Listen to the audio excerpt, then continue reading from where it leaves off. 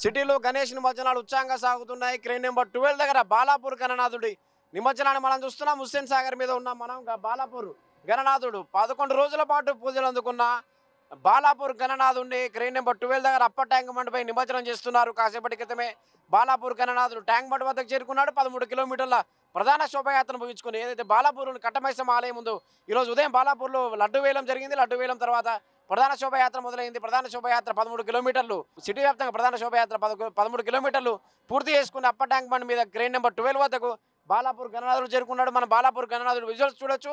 నిమజ్జనం జరుగుతుంది. బాలాపూర్ గణనాథుడు నిమజ్జనం భక్తులతో కోలాహలంగా ఉంది. అప్పర్ ట్యాంక్ బండ్ ఏరియా అంతా మధ్యాహ్నమే ఖైరతాబాద్ గణేశుడి విగ్రహం నిమజ్జనం పూర్తయింది. ఇప్పుడు బాలాపూర్ గణనాథుడి నిమజ్జనం జరుగుతుంది. మనం హుస్సేన్ సాగర్ మీద ఉన్నాం.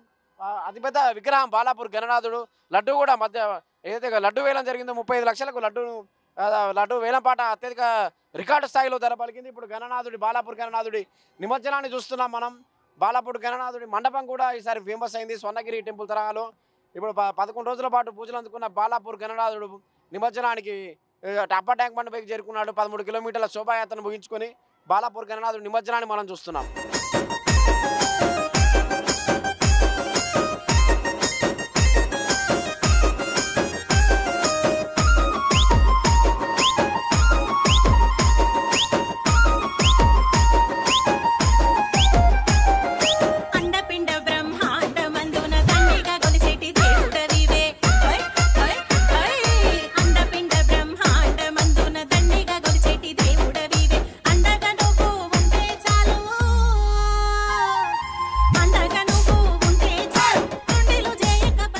రోజుల పాటు పూజలు అందుకున్న బాలాపూర్ గణనాథుడు ప్రధాన శోభాయాత్రను 13 కిలోమీటర్ల ప్రధాన శోభాయాత్రను ముగించుకొని upper tank bund crane number 12 దగ్గర అత్యంత భారీ విగ్రహం బాలాపూర్ గణనాథుడి విగ్రహాన్ని ఎంతో ప్రసిద్ధి చెందిన బాలాపూర్ గణనాథుడి విగ్రహం నిమజ్జనం జరుగుతుంది.